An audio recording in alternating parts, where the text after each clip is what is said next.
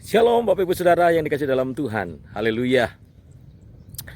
Bersyukur kepada Tuhan.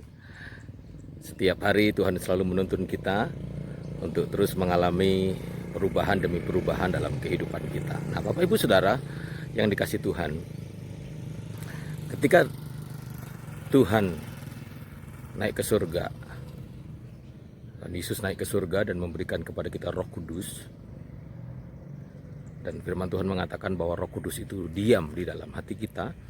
Semua orang yang percaya kepadanya masuk di dalam hati kita dan menjadi pemimpin atas kehidupan kita, menguasai kehidupan kita. Sesungguhnya keberadaan Roh Kudus itu bukan hanya menjadikan Anda dan saya memiliki karisma atau karunia-karunia yang dapat dipakai untuk melengkapi dan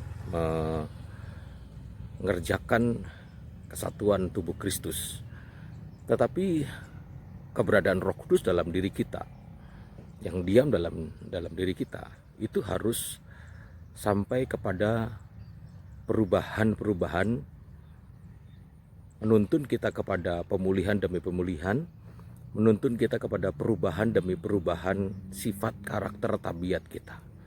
Keberadaan Roh Kudus dalam kehidupan kita harus semakin membuat kita mengalami yang namanya perubahan demi perubahan. Oleh sebab itu tidaklah heran bila Rasul Paulus mengingatkan dalam Galatia pasal yang kelima tentang keberadaan Roh Kudus yang digambarkan seperti buah, yang di dalamnya ada 9 rasa. Buah Roh Kudus: kasih, sukacita, damai, sejahtera, kesabaran. Semuanya itu menunjukkan bahwa karakter-karakter itu, sifat-sifat yang dimiliki oleh Roh Kudus harus mengubahkan kehidupan kita, harus menjadikan kita menjadi orang-orang yang terus mengalami perubahan demi perubahan karakter. Nah, oleh sebab itu penting buat kita untuk menyadari dengan benar, untuk terus menanggapi setelah meresponi setiap tuntunan Roh Kudus melalui berbagai macam cara.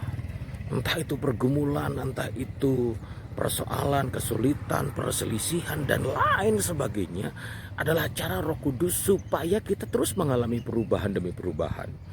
Karakter kita terus mengalami perubahan. Sifat tabiat kita yang buruk, kedagingan kita harus semakin dikikis dan kita semakin serupa dengan Kristus melalui sebuah perubahan demi perubahan yang berlangsung terus-menerus dalam hidup kita setiap hari.